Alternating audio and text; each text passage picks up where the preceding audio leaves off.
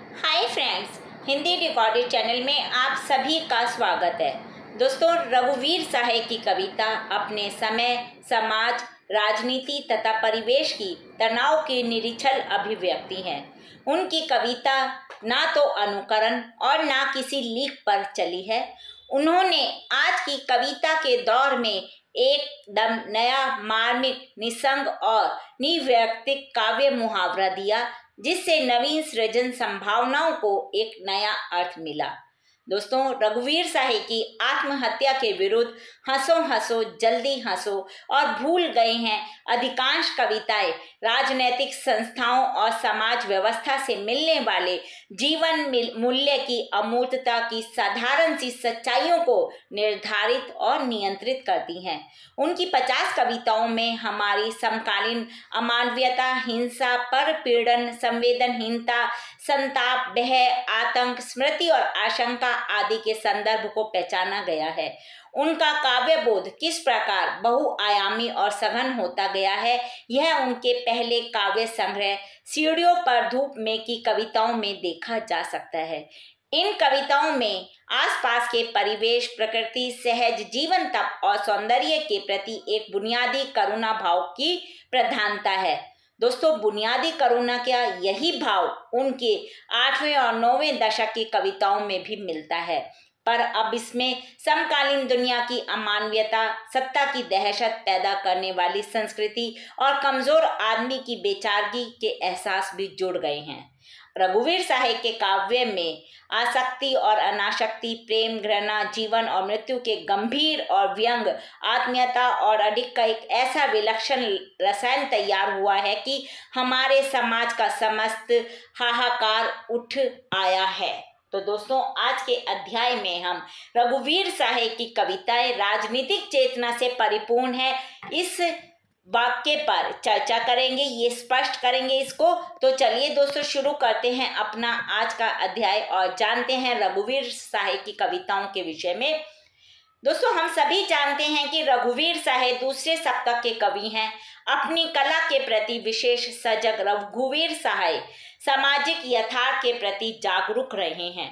वे समाज को वैज्ञानिक तरीके से समझने के पक्षधर रहे। सीढ़ियों पर धूप में संग्रह की अधिकतर कविताओं में अदम्य जिजीविषा की अभिव्यक्ति है। आज की आशा आकांक्षा में राजनीति एक खिलवाड़ बनकर रह गई है। समकालीन कविता में राजनीतिक चेतना प्रभुत्व मात्रा में है। आज का कवि राजनीतिक स्वार्थ पर रखता है एवं विसंगतियों को चुपचाप नहीं देखता रहता, बल्कि वो उन पर अपनी कविताओं के माध्यम से तीखी टिप्पणी करता है। रघुवीर साहे की कविताओं में राजनीति और उससे जुड़े तमाम प्रश्नों को प्रस्तुत किया गया है। जनतंत्र के तमाशों को धूमिल की भांति रघुवीर साहे ने भी महसूस किया है। कोई भी संवेदनशील व्यक्ति राजनीति से निरपेक्ष होकर नहीं जा सकता और आज की कविता में कवि की राजनीतिक चेतना पूरी तरह से मुखरित हुई है। राजनीति में आई विकृति की ओर कवि सांकेतिक एवं प्रतीकात्मक शब्दों में ध्यान आकर्षित करते हैं। मतलब वो अपने कविताओं में रघुवीर साहे सांकेतिक और प्रतीकात्मक शब्दों का प्रयोग करते हैं और पूरा तीखा व्यंग राजनीति के ऊपर करते हैं। हाय हाय करते हुए, हाँ हाँ करते हुए, हैं करते हुए समुदाय 1000 लोग ध्यान से सुनते गए। दोस्तों, राजनीतिक कविता कभी भी अनुभव पर नहीं, विचार पर आधारित होती है। वह राजनीति का सतही चित्रण नहीं करता, अपितु जनता को ठोस विचार देते हैं। जो भी राजनीति पर संबंधित कविताएं होती हैं वो राजनीति का ही चित्रण नहीं करते, बल्कि राजनीति के विषय में जनता को ठोस तरीके से बताते हैं। साहे की अनेक कविताएं राजनीतिक विडंबनाओं को वाणी भी देती हैं। उनकी एक कविता है नेता क्षमा करें, वो इसी प्रकार की राजनीति की कविता है। साहे समूचे शासन तंत्र की पोल खोलने वाले कवि रहे हैं।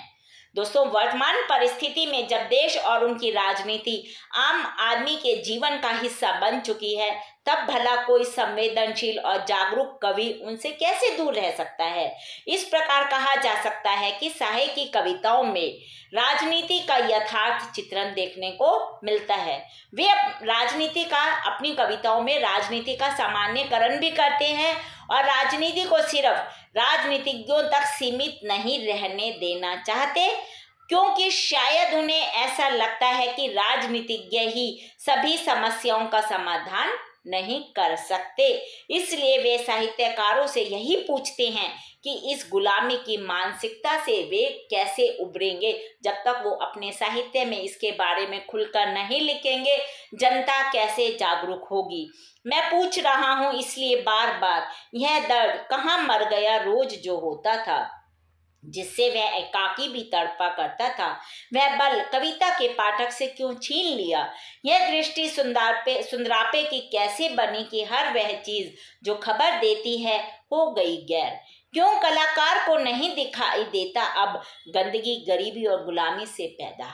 दोस्तों, कवि जानना चाहते हैं कि कविता में आने वाला वह दर्द कहाँ है जो सबको अपना लगता था, यानी कि समाज में फैले हुए दर्द, दुख, इनको अपनी कविताओं या साहित्य के माध्यम से हमें प्रस्तुत करना चाहिए, ऐसा उनकी मान्यता थी। यह दर्द रोज उठता था, कवि इस दर्द का बखान करता था। आज वह कहाँ गया? आज की कविताओं में वह दर्द क्यों नहीं दिखता?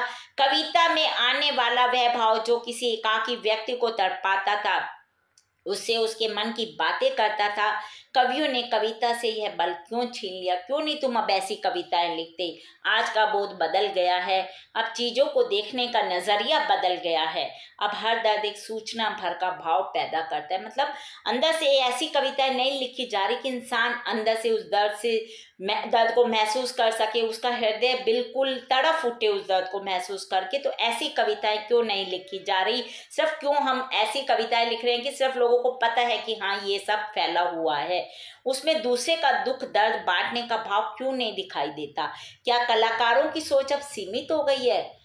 अब गरीबी और गुलामी की मानसिकता दिखाई नहीं पड़ती। अरे अब ऐसी कविता लिखो कि जिसमें छंद घूम कर आए, घुमड़ता जाए देह में दर्द कहीं पर एक बार ठहराए, कि जिसमें एक प्रतिज्ञा करूं वही 2 बार शब्द बन जाए। कितनी गहराई है इनकी कविताओं में, बताऊं।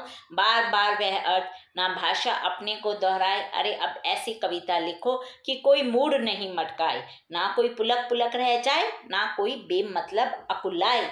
छंद से जोड़ो अपना आप की कवि की व्यथा हृदय सह जाए, थाम कर हंसना रोना आज उदासी होने की कह जाए।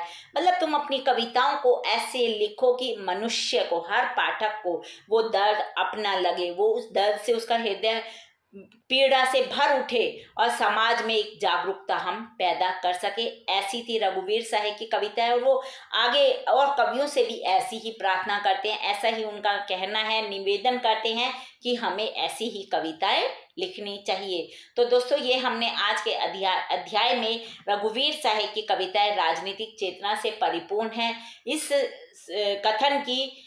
कथन को स्पष्ट किया। हिंदी भाषा के और भी प्रमुख विषयों पर आगे के अध्याय में हम समय समय पर इसी प्रकार चर्चा करते रहेंगे, पर उसको सुनने के लिए दोस्तों आपको मेरे इस चैनल को लाइक और सब्सक्राइब करना होगा। धन्यवाद दोस्तों, आपका दिन शुभ हो।